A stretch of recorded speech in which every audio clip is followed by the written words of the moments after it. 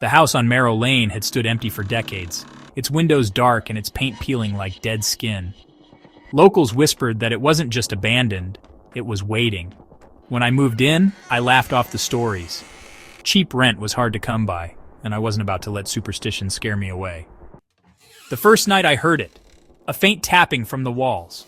Not pipes settling or mice scurrying, just a deliberate tap tap tap like fingernails on wood. I searched every room, flashlight trembling in my hand, but found nothing.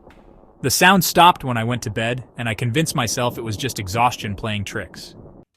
The next night, the tapping returned. Louder, closer. It came from the ceiling now, right above my bed. I lay there, staring at the cracked plaster, my breath shallow. Then I saw it, a bulge forming, as if something was pressing down from the attic. I bolted upright, grabbed my flashlight, and climbed the rickety ladder to the trap door. The attic was empty, just dust and cobwebs, but the air felt thick like it was watching me. By the third night I couldn't sleep.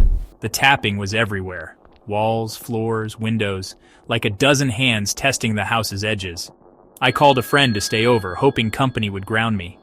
She arrived, skeptical but kind, and we sat in the living room, laughing nervously to drown out the silence. Then the lights flickered, and the tapping stopped.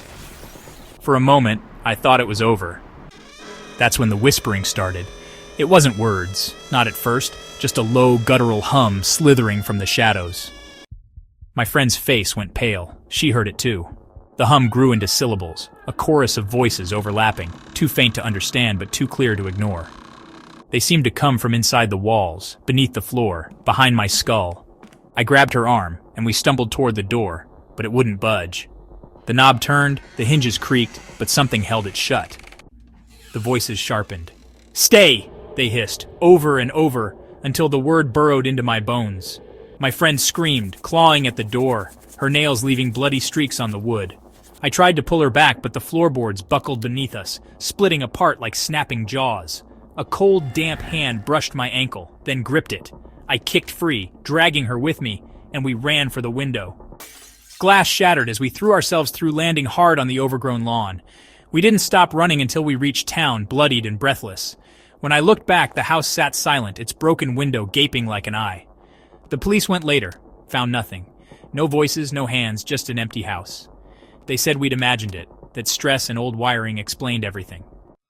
But I know what I felt, and last night, miles away in a new apartment, I woke to a familiar sound, tap, tap, tap, faint but growing, coming from the walls.